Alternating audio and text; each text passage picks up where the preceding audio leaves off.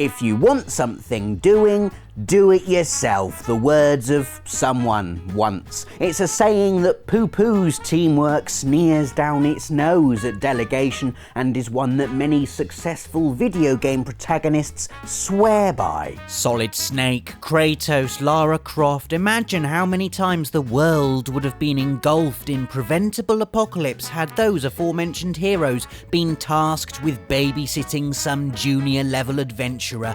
Besides, it's a well-established video game fact that sidekicks and or companions are always rubbish. They get in the way, they die, they have annoying dialogue.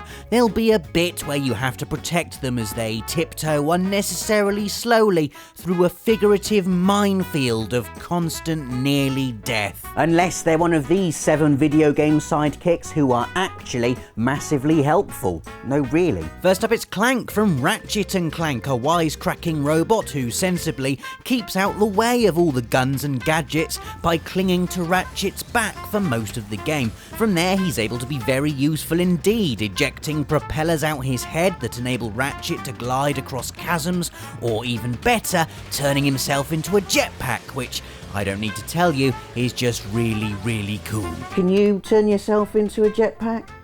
Can you thrust propellers out the top of your head? No.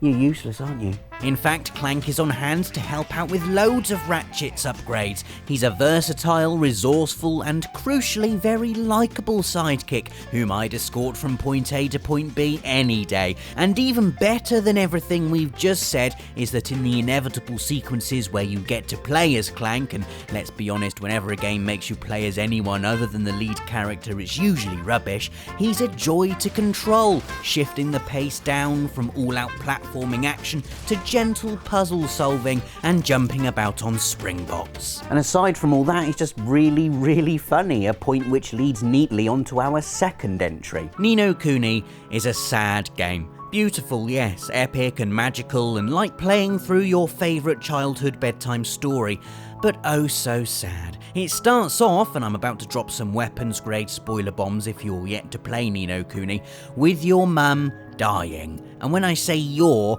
I mean tiny little level nothing Oliver, equipment dungarees, weapon tears. It's just awful, and you think to yourself, man, if I was in that situation, what on earth could possibly cheer me up? How about a 12-inch sentient lantern with a Welsh accent? Ah yes, exactly that. Enter Drippy, a perfect example of the talking tutorial sidekick, albeit one we actually like.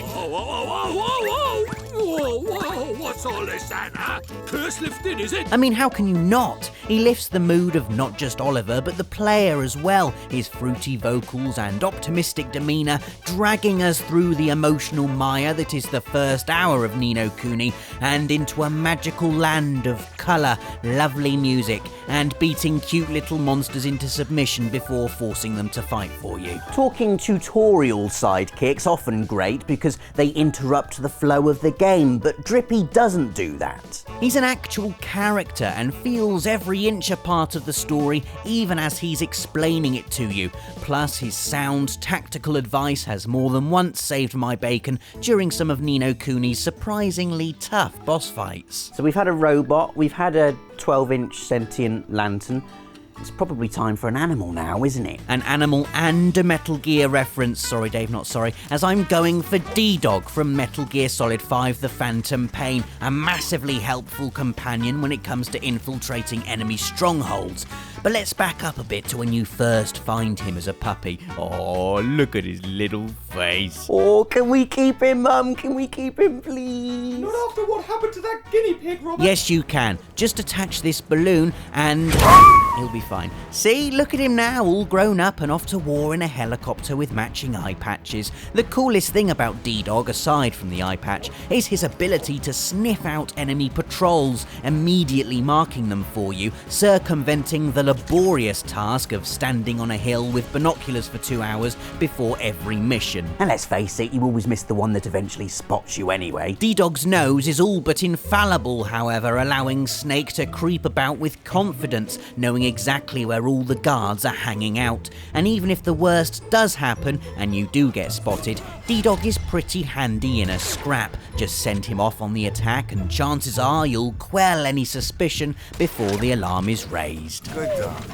Sticking with animals for entry number 4, and I feel we should celebrate video game horses. Now, I was going to go for D-Horse, but I didn't want Dave to get too mad, and I asked Roach from The Witcher 3 to be in this video, but unfortunately she's been held up on some scenery and can't make it. So I've gone for Aggro from Shadow of the Colossus instead. Not that that's a problem, he is still, after all these years, the best horse in video games ever. He's wonderful to control, runs like the wind, and keeps his composure while you're galloping past 80-foot monsters sitting on him backwards firing arrows. Also, you form a bond with Aggro, unlike anything I've ever experienced in games. The world of Shadow of the Colossus is a very lonely place. It's you and Aggro against everyone else. Well, you and Aggro and that weird voice back in the temple, but that doesn't count. I mean, this is such a haunting, desolate place. You feel as though you're disturbing something ancient and sacred with every step you take, and Aggro is your partner through all of that. Let's not talk about the bit where he falls down the hole at the end. Yeah, I know he's fine, but it's still awful, isn't it? Look at him limping, and Wanda's turned into a hideous demon thing. This is the real tragedy at the end of Shadow of the Colossus, not the fact you've been betrayed by an evil dark spirit who speaks in made-up words, but that Aggro is now all by himself. Ah, Bioshock Infinite. A game where you can fire crows out your hands, lift people into the air using just your mind, and yet still look like boring Johnny No powers next to our 5th entry, Elizabeth. You first meet Liz breaking her out of the tower where she spent her entire life up until that point in the gentle care of a crazed mechanical avian. One swirling set piece later and you both wind up in Sky Brighton, where Elizabeth has shrugged off the violent collapse of the only place she's ever known to dance with people she's never met. Oh no, am I going to have to spend the rest of the game protecting her from murderous George Washington robots? No, quite the opposite in fact. Elizabeth is amazing, using her space-time manipulation powers to get you extra cover or give you higher vantage points. In fact, calling her the sidekick is a little misleading, as she spends the majority of her time bailing you out as you bumble along, running out of ammo and running out of money and running out of health. So Bioshock Infinite is actually a 10-hour escort mission, although you are the one being escorted. That's got to be the biggest twist in Bioshock history. Next up is Nightwing from Batman Arkham Knight, or you could just as easily have Catwoman. Basically, I just wanted an excuse to play through one of those fighty bits again where you can do the dual takedowns, because flipping heck, they're amazing.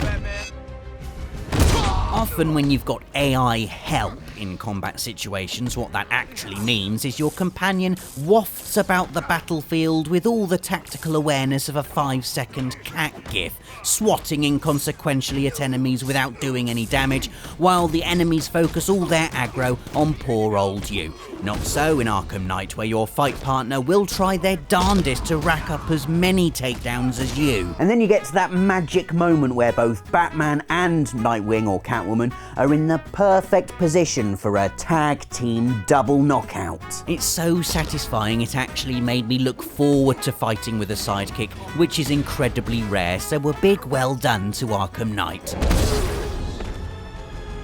Now it's time for the final entry on our list, a character so awesome that calling her a sidekick or a companion is a bit demeaning, but we've got to include Ellie from The Last of Us because she's the best in-game partner we've ever had. First of all, important point number 1, she can look after herself. She won't run into clickers and get herself killed. Point number 2, when she provides sniper cover for Joel, she actually provides sniper cover. She kills things for you. It's not up to the player to do everything. And perhaps most importantly, when you finally get to control Ellie in the snow later on, you discover she's better than Joel anyway. She knows what she's doing with a gun and a shiv, and violently kicks David's ass in one of the most satisfying revenge kills I've ever seen. Oh, and then there's Left Behind, in which Ellie is brilliant. So there you go, 7 video game sidekicks who are actually massively helpful. If you can think of any we've missed, then let us know in the comments. Like this video if you want to do a good thing, and subscribe if you're not already for more of these videos every Friday. In the meantime, why not check out another one by clicking one of the links on screen? You know you want to. See you next week.